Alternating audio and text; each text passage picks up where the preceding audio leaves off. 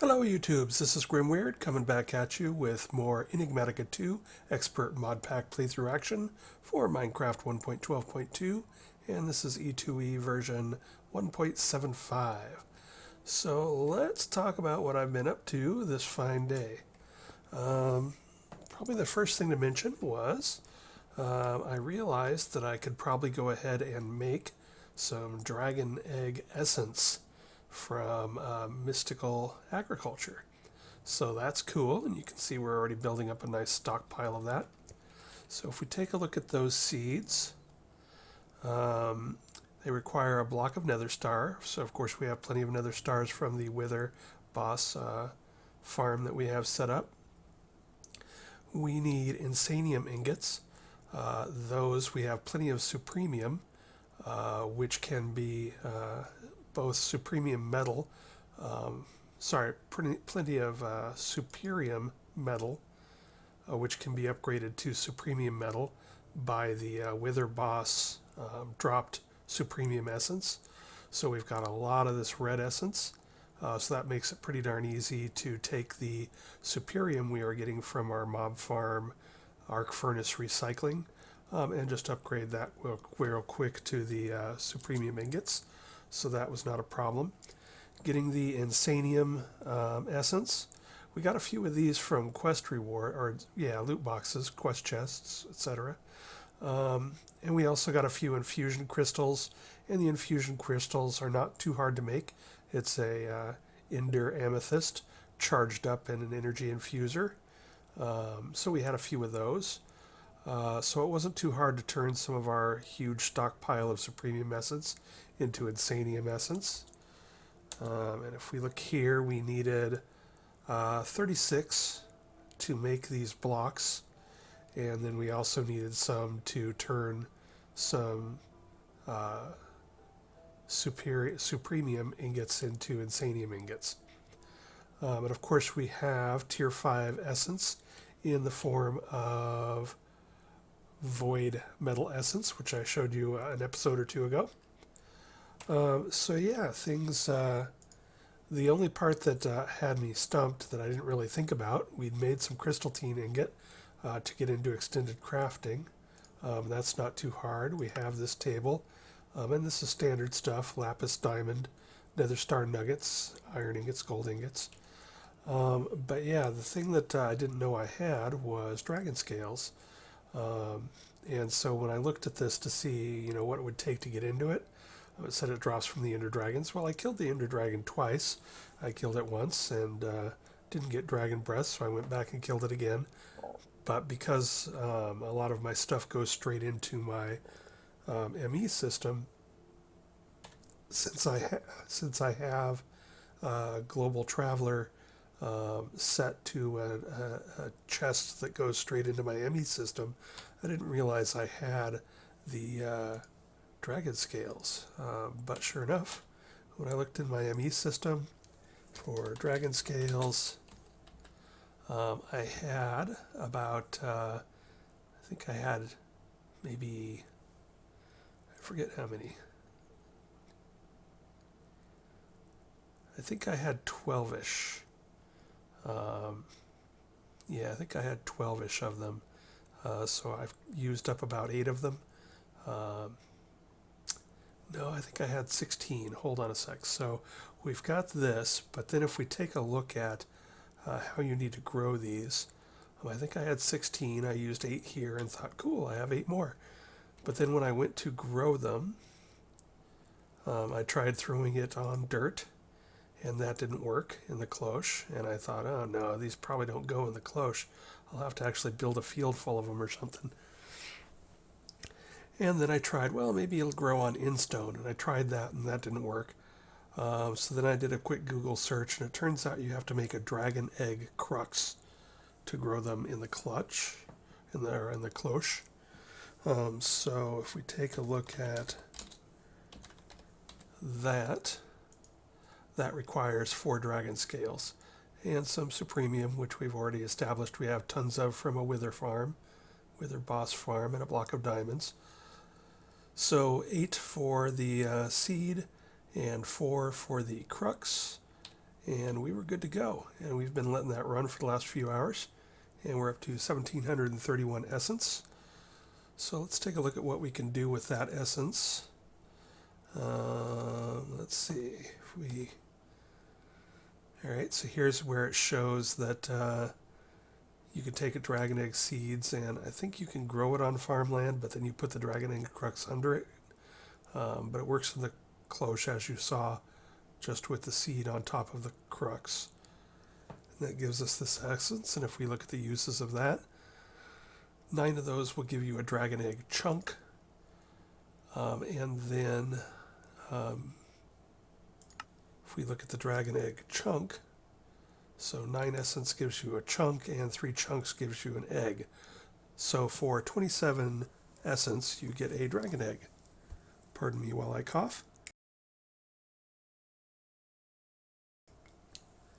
So that's not too bad. Let's see, we're going to end up here with a couple thousand, so we're going to be able to build a bunch of dragon eggs, which is going to be nice because, let's see if we,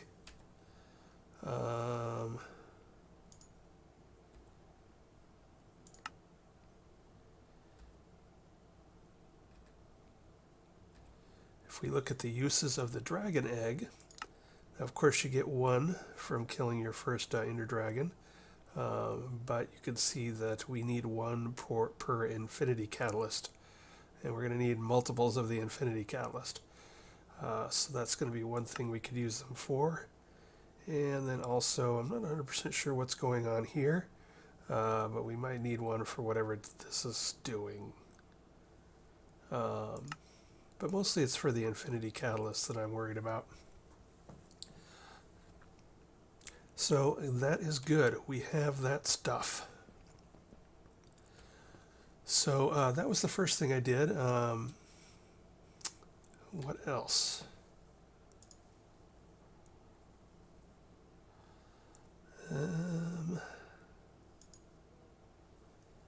Is there anything else I needed to do here? Oh, the crafting reps, the tier 6 crafting seed. This was another thing that concerned me a bit. In the carpenter, the tier 5 crafting seed is pretty normal. You can just get that by, tiering up a basic seed with essence. So we've already established that ain't too hard to do once you have a wither boss farm. Here you have to use some sort of special seed. We've got that. That's not too hard to get. You can buy those from a market for like 1 to 3 emeralds. The insanium essence we've talked about. What confused me momentarily was sewage, because if we click on sewage, there are no recipes here. There's how to fill things with sewage, which is, while entertaining, isn't exactly helpful. And then there's, again, how to fill capsules with sewage, but it doesn't tell you how to make sewage. So obviously, if we mouse over it, it says it's industrial foregoing. And I just wanted to go ahead and mention that after looking around, searching about, I found that there's this critter here, the animal sewer. And if we click on this, basically you can put add-ons in it and put it at, I think, 1 level below the animals. And if we show the working area, you can see that it's not centered up on anything, but I got plenty of animals here, and I didn't really need a lot of sewage. I only needed, I think 1 bucket to make the seed, which was simple enough to do.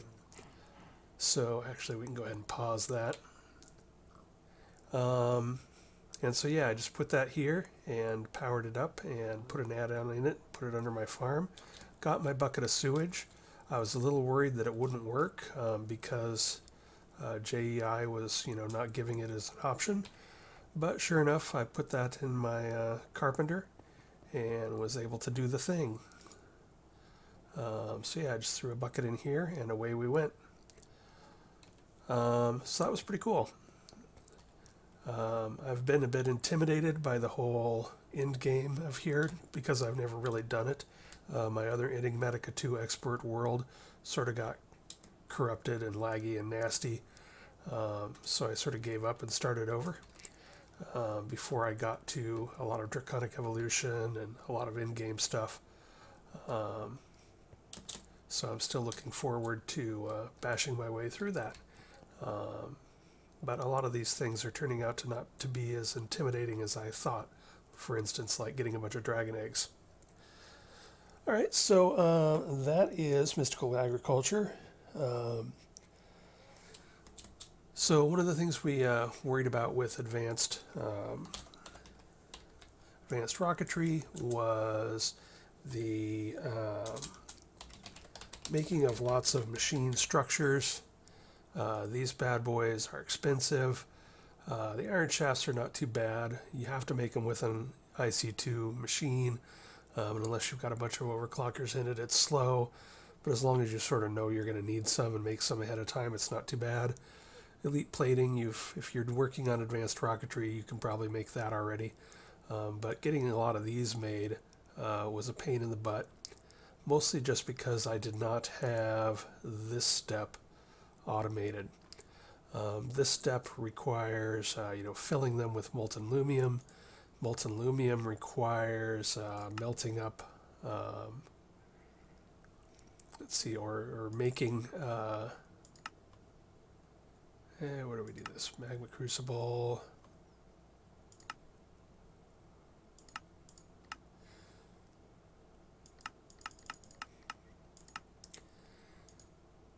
All right, so molten lumium, to get that, we sort of need lumium ingots, and to get the lumium ingots, we need to infuse tin silver with glowstone. So basically, I either needed to get into a fluid ME system and build up a stockpile of energized glowstone and molten lumium, or I had to build dedicated fluid transposers and or melters to make that. So I went ahead and did that. I've got a melter here. Behind the wall, we've got a mini chest with 64. The mini chest holds one stack of glowstone dust, and of course the melter will hold one stack. And then we've just got an export bus that exports glowstone dust to it. You could also do this with like a crafting bus, probably from ME. I just find it a little simpler to, if you're doing something simple, mini chest and an export bus gives you 2 stacks on hand, and then we have that emptying into the fluid infuser, and then we've got this set up to make lumium ingots from tin silver alloy. So that part is good to go, and then also we've got over here, we set up is it this one? Yeah, we set up a molten lumium fluid transposer. So once again, here you can sort of see what I'm doing. I've got a mini chest here. I ran out because I need to make some more lumium ingots. But we just export lumium ingots into a mini chest, so we've got 1 stack there, and 1 stack ends up here, and you fill up this tank and this tank, and then you're good to go on making filled reinforced frames. So that allowed me to pump out a few dozen of the signalum cell frames filled up that you need for this machine casing. So this is now fully automated now, and good to go. So that is cool. That allowed me to make a bunch more machine frames, which then allowed me to make more Advanced Rocketry machines. So I think last time we made it probably to the, I know we made it through the first couple here, the precision assembler, which makes circuit boards, and then also the rolling machine. I've added the cutting machine, the lathe, the crystallizer, and the electrolyzer, and a charge pad for putting oxygen into either your spacesuit or into air tanks. And then it also makes hydrogen. And then also the suit workstation. And then over in this corner, just to advance the quests, I made a electric arc furnace. And they're all pretty easy to make, and they're all pretty much, as you saw last episode. I will say that this is the sort of biggest, most complicated ones. And so if we take a look at, if we shift right click and click drag, left click drag through this. Where's the electric arc furnace? And then let's go ahead and plop this down. So when you plop this down, if you shift scroll wheel on your mouse, you can scroll up through the layers. And on this particular one, and then if you scroll all the way up, it shows the whole thing at once, etc. And on this particular one, that's sort of handy because it does have some empty space on the inside. So we've got a solid floor. We've got this one where you can put your input and output hatches pretty much anywhere in those blinking boxes. I went ahead and just put input to the left and output to the right, which makes sense to me. But if you wanted to automate this, and you could put them on the backs, near the back sides. Here's where you start seeing a empty center, and then if we go up one more, you've got an empty center with some coils in the middle. And then if we go up one more, here's the top of it with the 3 input plugs. Which brings me to another point I wanted to make about these machines, if you're not super familiar with them, is that this has 3 power input plugs on them. And initially I only powered one, thinking it was, just optional. But if you only power one, this thing only has 100,000 power in it. So you end up having to, if you want it to have full power capacity, you do end up needing to power all 3. I believe that was also true of the crystallizer, the electrolyzer, which has 2 plugs here. I think it only had half capacity when I only hooked up power to one of the power input plugs. I think that was about all the stuff I wanted to talk about on these machines. They're pretty straightforward. The only sort of extra bit of chaos and hassle was, I'll talk more about the gas charge pad in a minute when we talk about spacesuits. The only other thing I wanted to talk about was the rolling machine, which you don't need a lot of. You don't need to use it a lot, but it is absolutely crucial to advancing. Pardon me, I have to cough again. And for that, you need lubricant. So if you're like me and never got into gasoline, diesel, immersive engineering stuff, you probably don't have any lubricant. But if we take a look, if I go the right direction, if we take a look out here, this is how you get lubricant. So this is a distillation tower, which is covered under immersive engineering, under, I believe, oil processing chapter. And it's not too horribly complicated. You have like 4 heavy engineering blocks, a redstone engineering block, a bunch of steel scaffolding, a bunch of iron sheet metal, a bunch of steel scaffolding slabs, and a bunch of fluid pipes. So not too horribly complicated. There is I forget what color they are. I believe there's an orange dot under this one, which is output of fluids. And then under here, I believe there's a blue dot, which is input of fluids. And then if you look up here, underneath here is a sort of different orange or a different color, which is the input of power. And then over here you can place a switch to turn it off and on. Over here you got a big black box which will spit out bitumen, and then the whole thing spits out diesel and gasoline and lubricant. So yeah, I had enough. Again, since I really never got into gasoline or diesel, I sort of skipped that and went straight to advanced generators using biofuel in a Inderium turbine for my mid-game power. I didn't have any oil to really smelt, but what I did was I went ahead and took my my shovel, and I don't know if you needed to make it silk touch, but you know how those oil sand things, those sands with black spots where when you hit them, oil spills everywhere.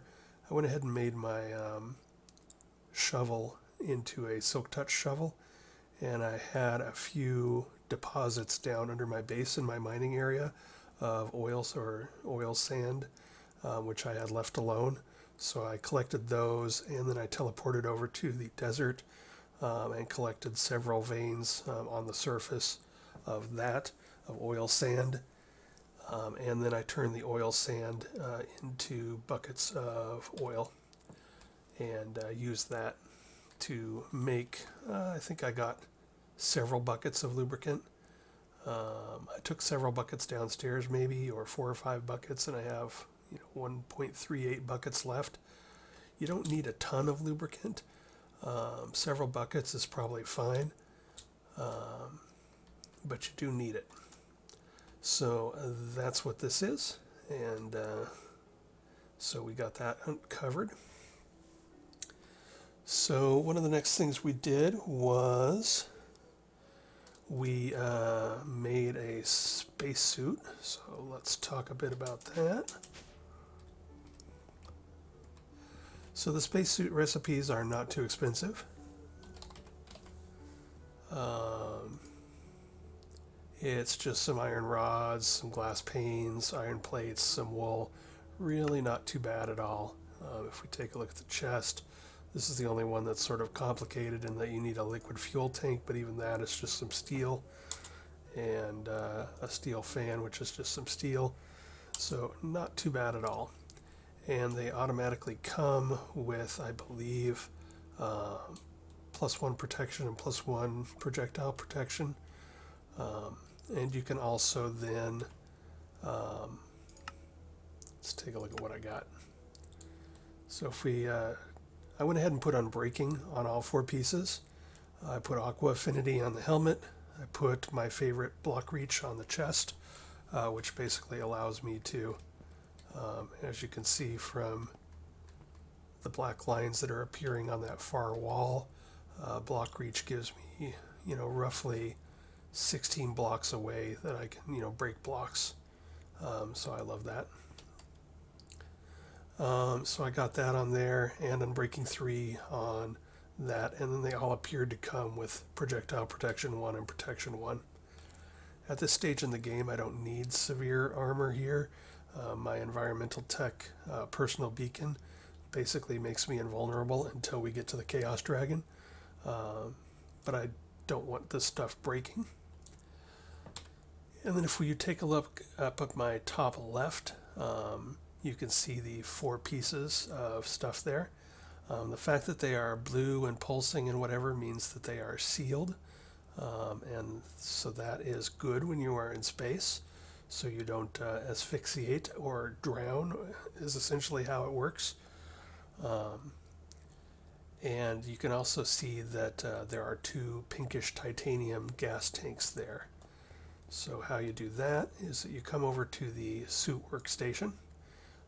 If we take off my suit, you can see here that now the chest is no longer there. It no longer has a blue glowing thing, which means that my armor is no longer sealed.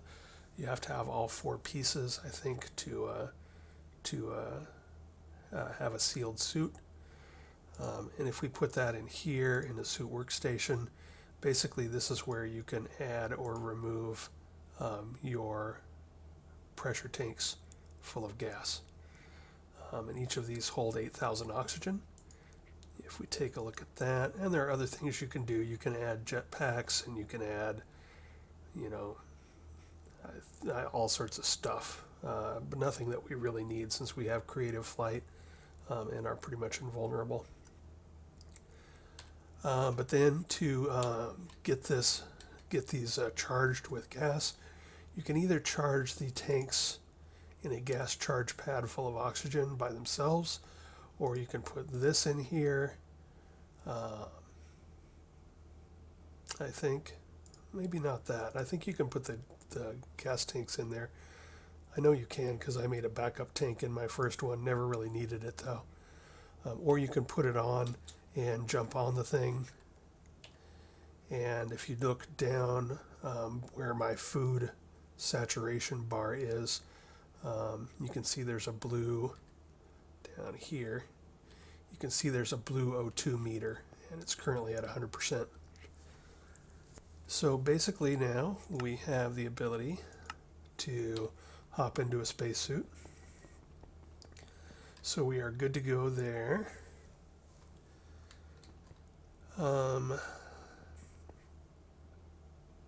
That leaves us with, I should also say that you can make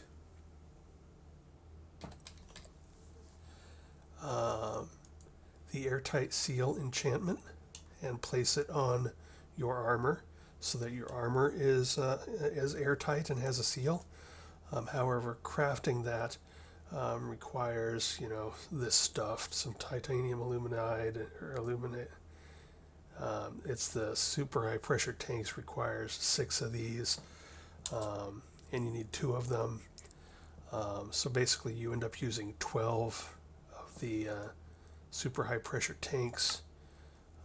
So now instead of using basically 1 ingot of titanium to get your stuff, you now end up using like 6 ingots of titanium. But if it's important to you to use your armor, if you do not have an environmental tech personal nanobot beacon, if you do not have a lot of protection, if you're doing this earlier in the game than I am, and you want to put it on your good fighting armor, this is how you would do it, is by making this. The main reason I'm not doing that is because I think I have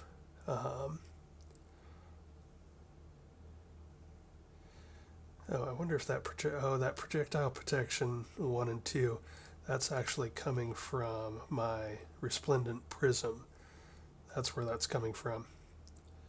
So actually, now that I think about it, I believe that the spacesuit is not very enchantable. I think it will only hold 2 enchantments, because I actually tried to put more things on the spacesuit, and it wouldn't let me. I tried to put mending on there and it wouldn't take mending, so then I tried to put something else.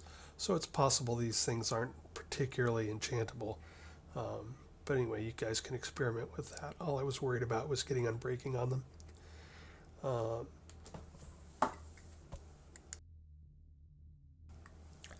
But anyway, that explains where the projectile protection and protection 1 is coming from. It's coming from my Astral Sorcery Resplendent Prism. So the spacesuit does not inherently have any enchantments on it, but it does inherently have a airtight seal. But you do have to add those, you have to add some sort of gas canisters to it. And there are cheaper ones, I believe. If we take a look at, what are those called again? Pressure tanks. If we look at tanks, if you're very low on titanium, you can also do this with aluminum, and they hold less, I believe.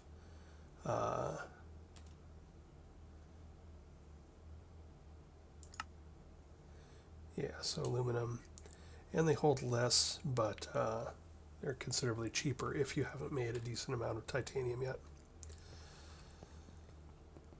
Alrighty, so there you go. We made another 3 or 4 machines from Advanced Rocketry. We've got our spacesuit. We are ready to rock and roll.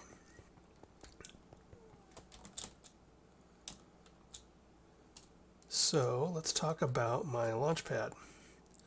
So what I've got going on out here is I have two launch pad areas, both 7 by 7. This is not the way you have to do it, it's just my way of doing it. As big as you make the launch pad area is as big as you can make your rocket or satellite or space station.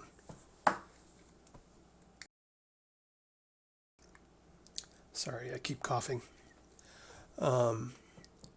I should say the seed of your space station. So basically you put like a platform in here and then you can build off that platform. So I sort of like the look of a taller, skinnier rocket. So 7 is plenty here, and I'll probably make like a 5 by 5 or 7 by 7 platform to start as the seed of my space station. So I put that here too, just because I need a spot to build it while my rocket is here. Now you can get away from that if you don't want to build this. If you want to keep your footprint minimum, you can fly your rocket to, say, Luna, the moon, and then make a teleport point there, then teleport back to your base, build your space station seed, and use the structure tower and your satellite builder to build that, and then teleport back to the moon, hop back in your rocket, jump back here, and then pick up your satellite. But for me, it was just easier to make two.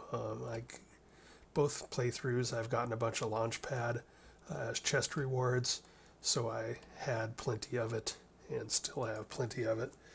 I think I've probably still got another stack or two in the I got like another 98 in inventory, and I haven't built any of it, and I don't even think that's that expensive. No, it's just concrete, yellow dye, and black dye. They can share a structure tower. So what the structure tower does is it forms the basically the y-axis, or how tall your area for building satellites or rockets can be. They can go quite high. I think the recipe for this builds 16 per recipe, so you're probably going to end up with like 32 of them. Or let's see, if we look at structure tower, oh, it's 8 of them.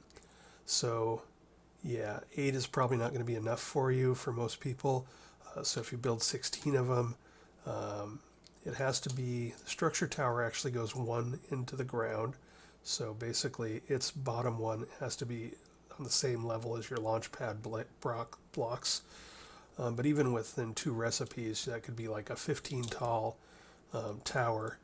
But the only reason not to build it all that high is that when you go to scan to turn this structure into a multi-block rocket, it starts all the way at the top and slowly moves down. So you'll get faster scan times if you make your structure tower only barely above what you're going to be using. So then, up against your launch pad, you're going to want to put a rocket assembling machine. And then in the area, you're going to want a fueling station. It doesn't need to be, I think, right up against the launch pad or up against anything. You just need it within a few blocks of the launch pad, I believe.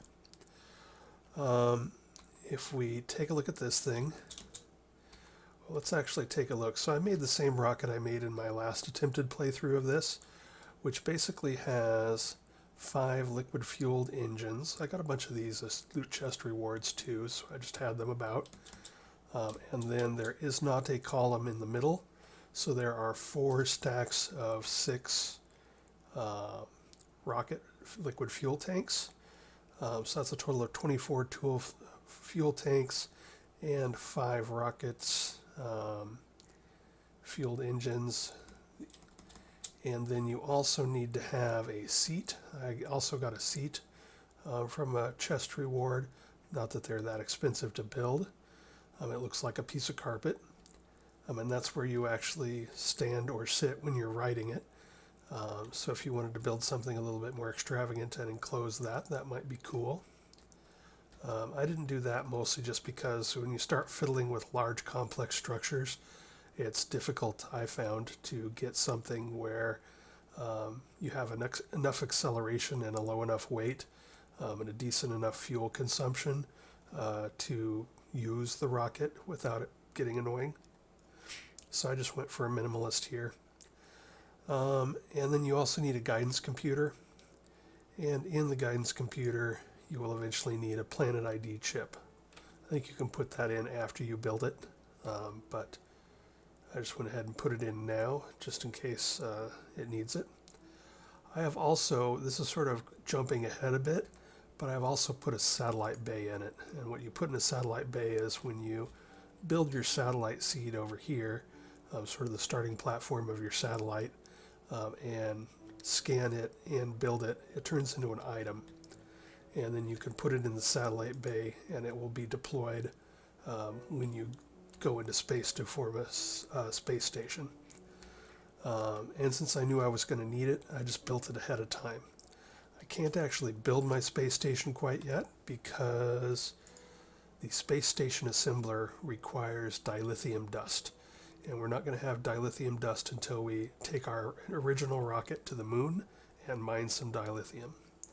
So as soon as we go to the moon and get some dilithium, we can come back and make a space station and put a warp drive on it, and then we can zoom about to other planets. So I think we're all ready to go here for the rocket. So what you do here is you assemble it how you like it, with X amount of engines and X amount of rockets and a seat and a guidance computer, and if you're jumping ahead like me, a satellite bay, and then you hit scan. And here, as you can see where I say it starts at the top and works its way down. That's why I don't necessarily want to build my structure tower any higher than I need it. So when this is done, if you click in here, and we've got some lag, and there it goes. So what you're looking for here is you need plenty of thrust. You need to give it above the white line, I believe. You need to keep the weight reasonable. I don't think there's a limit on the weight. However, it will affect both your thrust and your fuel consumption and your acceleration. You need enough fuel capacity. So in other words, this is how much fuel you can carry for enough burn to get out of the atmosphere. So my fuel tanks are currently empty, but I've got enough fuel tanks for a long enough burn to get off the planet. So that's what that is. So I got plenty of fuel tanks, I got plenty of thrust, my acceleration is good enough, my weight is low enough, and we are clear for liftoff. So if any of these are too bad, if you don't have enough thrust, you can either lower weight or put more engines on it. If you don't have enough fuel, you can try lowering weight or putting more fuel tanks on it. I didn't play around too much. This was my second rocket design and it seemed fine. But now, if you like what you got, you can hit build. And now it comes back down once again, and what it's doing now is, if you can see by the black lines here, it's currently individual blocks, but when this is done, it will turn into a multi-block structure. Like any minute now. There it goes. And so now, instead of hovering over a fuel tank in my tooltip up at the top, I am hovering over a rocket. So now we are good to go. So next thing we got to do is we got to fuel it. So if we look at our fueling station here, I've decided to fuel it with liquid starlight, since I sort of overproduced starlight by quite a bit.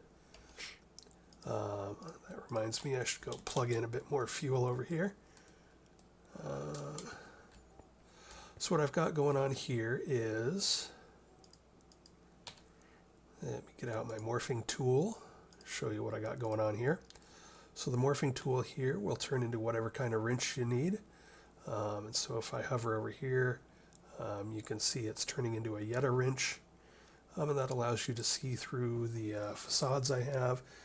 And basically, pardon me, I have to cough again. Jeez. And if you look here, I have a containment chalice, and what it does is it sucks up all of the stuff being made by these light wells.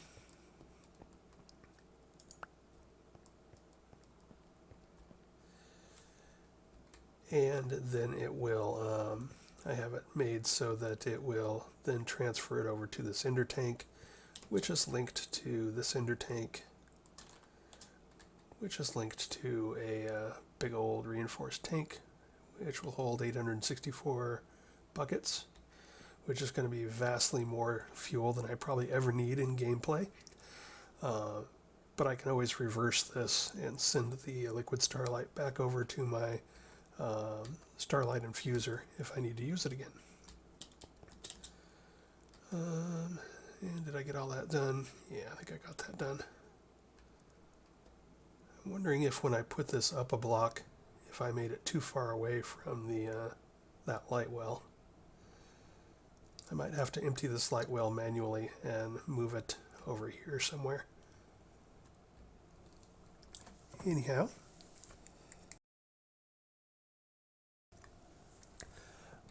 so yeah, we are good to go. So I'm going to switch into my suit here.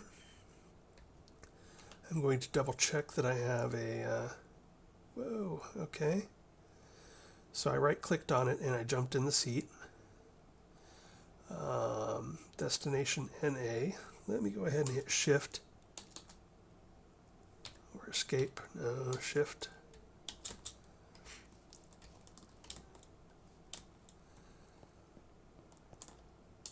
Let me shift, whoa, let me shift, right click on there and get into the stuff. So if I, now I'm looking at the rockets inventory by shift right clicking on it. So I can see it's got a guidance computer and a satellite bay and it's got no fuel. What happens if I select destination?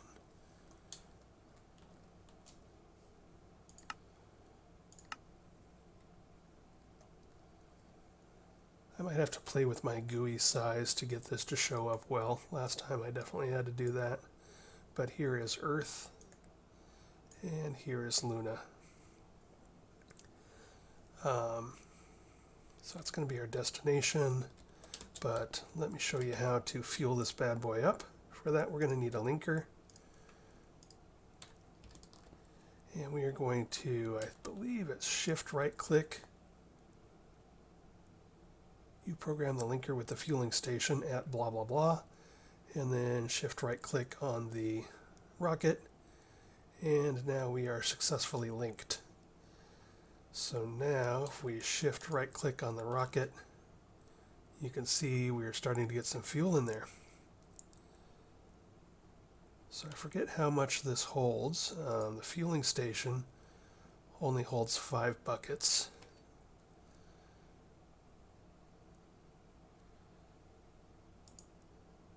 Whoa. Yeah, keep accidentally right clicking on it, which puts you in the driver's seat, and I ain't ready to do that. If we shift right click on it. So it looks like this is slowly going on. Just for curiosity's sake, I'm going to throw a couple of ticks on there, see if that speeds us up any. Yeah, so tick acceleration from time on a bottle on your fueling station will cause that to go up faster.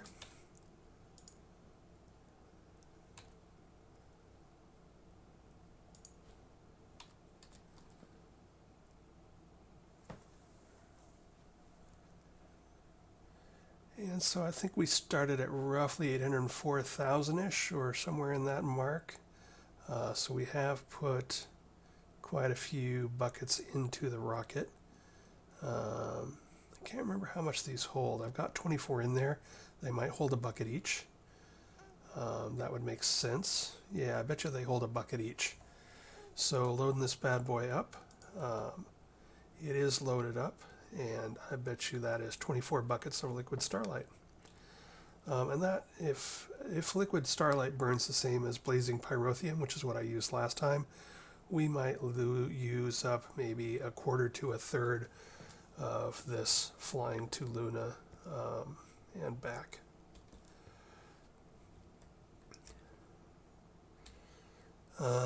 So I think one thing I will do is make,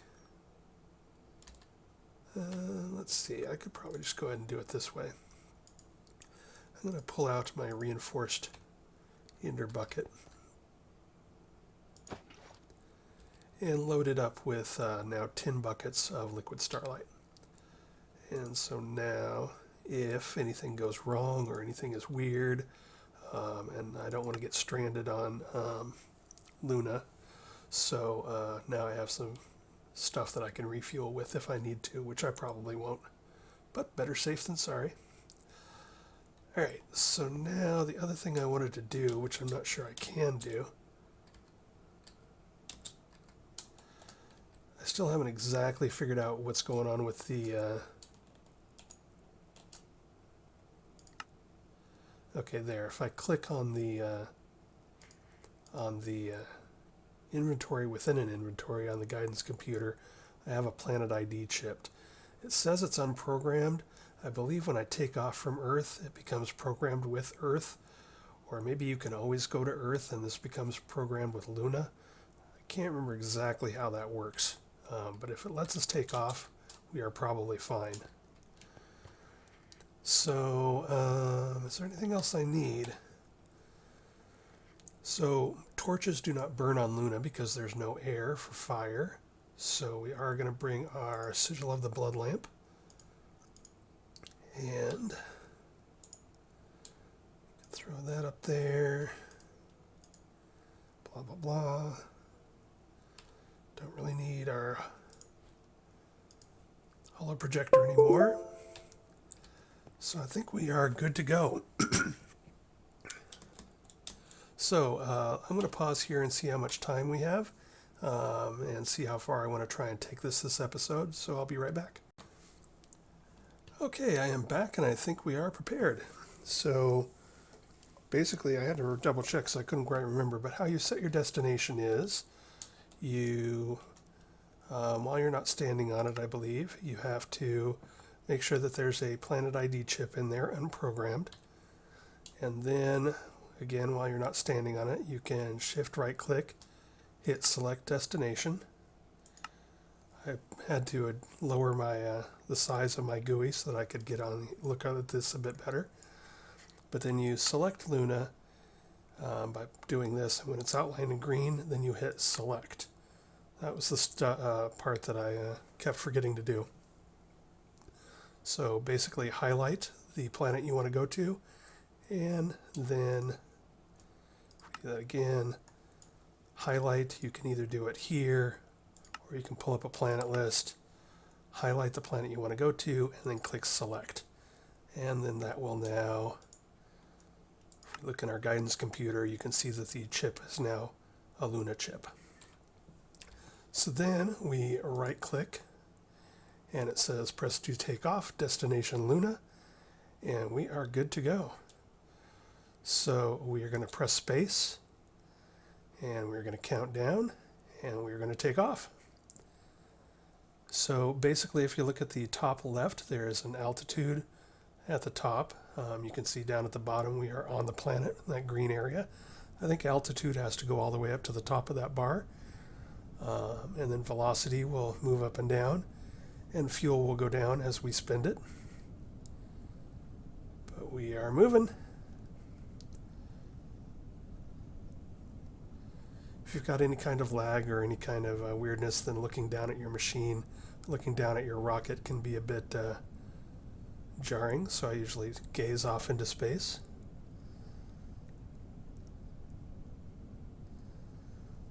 But you can get a nice view of things up here.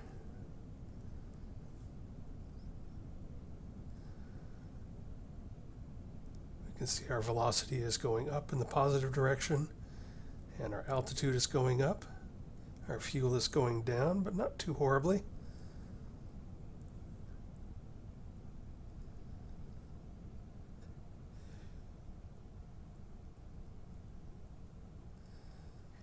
At some point you lose the ability to see the ground. We can barely see the clouds now. You can still see the constellations, which is sort of cool if you're doing astral sorcery.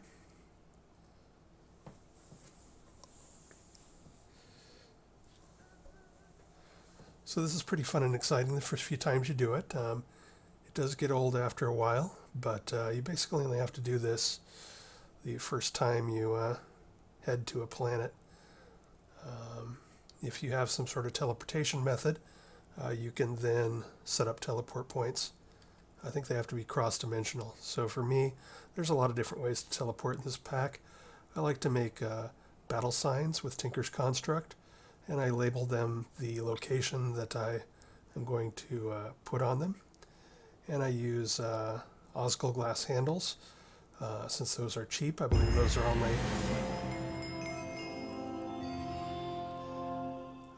are only one ingot of Ozgol glass each, and that gives you brown magic, which allows you to set a teleportation spot when holding that thing. So we have gone and done it. So we are going to auto descend in 9 seconds, or press space to just begin descending. So now you can see our altitude is going down in the top left, and our velocity is negative. We're slowing down, and our fuel is going down. We're down maybe a quarter-ish of a tank, so that's about what I sort of expected. It takes less fuel to take off from Luna because of lower gravity, so we might use a third of a tank going to Luna and back, so not too tragic. As we're loading in Luna for the first time, you can see things get a bit jiggy as we are filling out our mini-map up in the top right. We are not dying, so that's good. That tells us that our suit seal is working. If you look at our blue O2 meter down by our food, you can see that we still have plenty of O2, so that's doing fine. And our velocity is starting to climb towards 0, towards the midline. So we're starting to decelerate so we don't slam into the moon. Again, because the Luna dimension is sort of zoning in and forming up, the altitude is sort of a bit jumpy, as is the graphics. We can still see our constellations that we have mapped out, which is cool. At some point we should be able to see the Earth. That's a cool sight.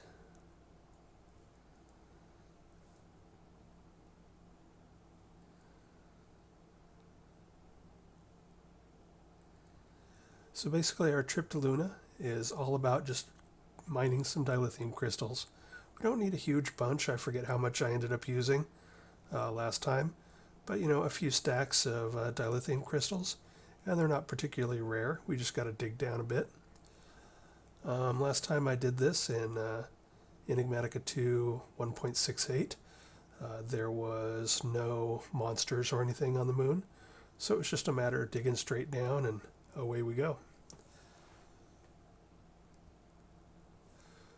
So pretty soon, hopefully, we will start being able to see the ground.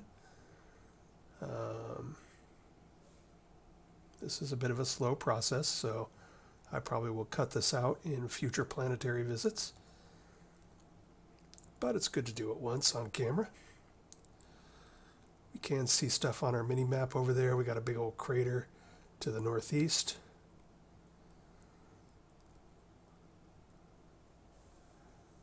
I'm not really aware of any other attractions on Luna.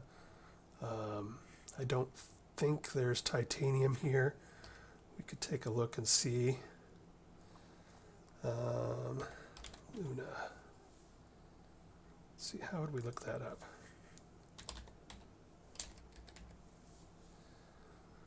We could look and see if there's any other type of ores while we're waiting to descend.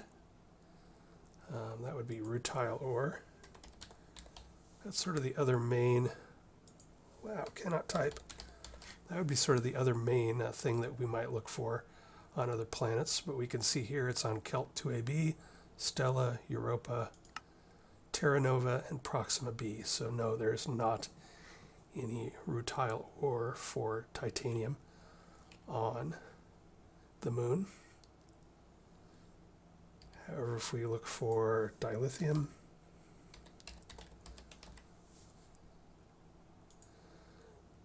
ore and world gen Luna, so we are looking at basically around Y25 to Y35.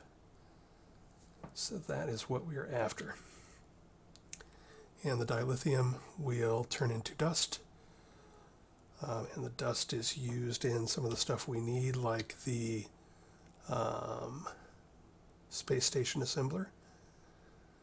And then we will also crystallize it in the crystallizer, I believe it is.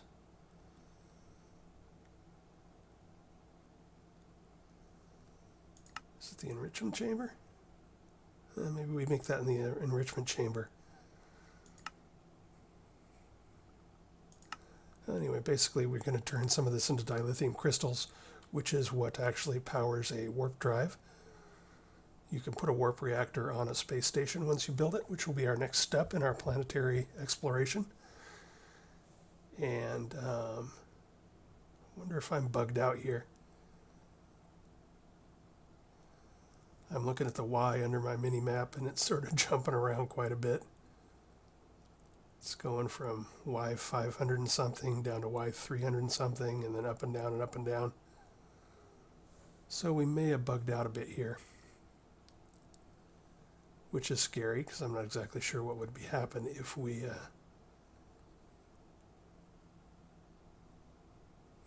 exited at this point. I guess we're slowly going down. I'm going to go ahead and pause the recording here just to save us some time, and we'll come back when we actually land. Be right back. Alright, so I saved and then came back in, and we are now actually descending properly. So we were a bit bugged there, but you can see we've come down, and we are here. So I'm going to hit Shift to detach us from our seat and fall slowly to the ground. Gravity is lower here, so you jump higher and fall slower. Now obviously there's a bunch of ways that you could go about this. First thing I'm going to do is I sort of am a stickler for making sure I have just you can see here how we're sort of perched on a ledge here. And this moon dust is not particularly the most durable of stuff. So while this is completely unnecessary, I still sort of like to make myself a little landing pad here, just so that I have a stable landing spot on the moon. Completely unnecessary. This is just me being paranoid. Whoops, I accidentally clicked on our rocket.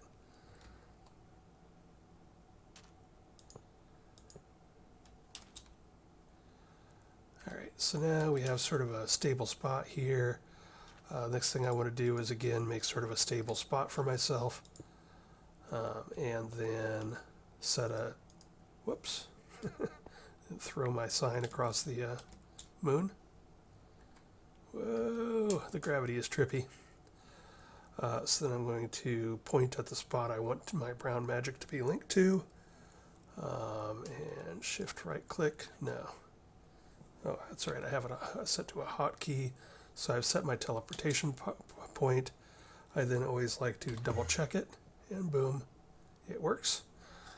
So in the future we can teleport here. Now obviously you can do something like bring in an ore, a digital miner, or some other type of mining equipment, and do that kind of stuff. I don't think there's a bunch to do or see here on the moon. I don't think there's a bunch of uses for moon turf or dark moon turf. We can just pick one up real quick just to double check. Let's see, uses. Yeah, I don't think there's any real uses for this. So unless you want to use this for some sort of decorative purpose, I don't think you need to worry about too much of that. So basically I just want to get to some stone. So I'm going to come over here and just sort of vein mine straight down. Get a bit of a head start by coming down into this cave. See how far we can get down before I have to start digging. Hey, and there we go. There's our dilithium ore. Boom, there you have it. So we're going to go ahead and vein mine that. And I think probably all I really need is about 2 or 3 stacks of this tops. And I can always teleport back if I need more. And as you can see, it is by no means rare. So we're just going to come down here and, whoops.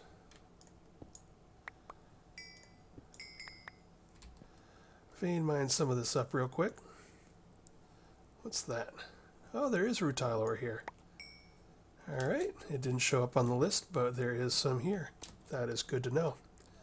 So that sort of changes my opinion about whether or not I want to set up a digital miner here. So I believe I may go back and get a digital miner. There's some more. And set it up to only pull out dilithium and rutile ore. I am pretty sure there's nothing else here. I thought there might be titanium. I couldn't really remember for sure. That's why I checked for it. But I am pretty sure that any of the other stuff we need, like the clathrates, are not down here. Iridium, I can't remember if there's iridium or not. I don't think so.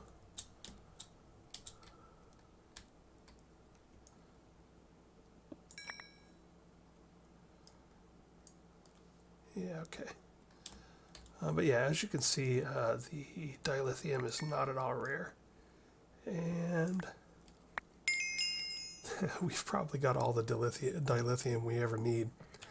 And to be honest, you don't need a ton of... Oh boy. And look here, we have a few more dilithium.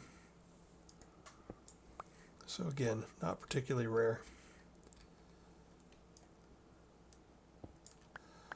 So this is going to be all the dilithium we probably ever need. Unless there's some sort of in-game stuff that I don't know about that we need it. Whoa, whoops. That we need it for. And actually I have probably plenty of titanium for right at the moment. I will eventually need a ton of titanium for making infinity ingots and titanium singularities probably, and other in-game type stuff. But I can get titanium on other planets as well. So we'd want to check and make sure that we do this on an island or on a planet that has plenty of rutile ore. And I think there's one that I like better for, if I remember right, there's one that I like better for titanium than the moon. Osmium just for kicks and giggles. All right, well again, we have more dilithium than we will ever use. I don't know why I keep picking it up, I just can't help myself. So let's go ahead and use our brown magic sign to jump back to our spaceship. And then we are going to, and just to show you, if you want to light the place up, I have night vision, so that was a lot easier than necessary. But if you don't have night vision, this is why you can bring the sigil of the blood lamp, because it is a light source that works on the moon without air. Ooh, and here we go. We did it around long enough to see the Earth rise. pretty darn cool. But yeah, now to get home, we're just going to shift right click on our thing. We're going to hit select destination. We're going to go to the planet list and we're going to hit Earth. You can see it's highlighted down there. Then we're going to hit select. And then we are going to hop back on it. Press space to take off, destination Earth. And that's going to about cover it. We'll just watch this beautiful Earth rise. That about covers it for this episode. I think we've reached our time limit. So I'm going to fly this bad boy back to the Earth. I may go ahead and teleport back here with my digital miner and set it up just to pull up rutile ore. And then I'll show you next time, but we'll process some of this dilithium ore into dilithium crystals. I'll show you that next time. And then next time we can also build our space station and launch it into space and build it. So that's coming up in the next episode. And probably we'll have time to fly it to our first planet next episode. So yeah, this is Grimweird signing out. Thanks as always for watching. If you have any questions about what I did or why I did it or how I did it, please leave a comment. If you enjoyed this video and want to see more, please leave a like so that I know people are watching and enjoying. And I will talk to you again next time. Bye.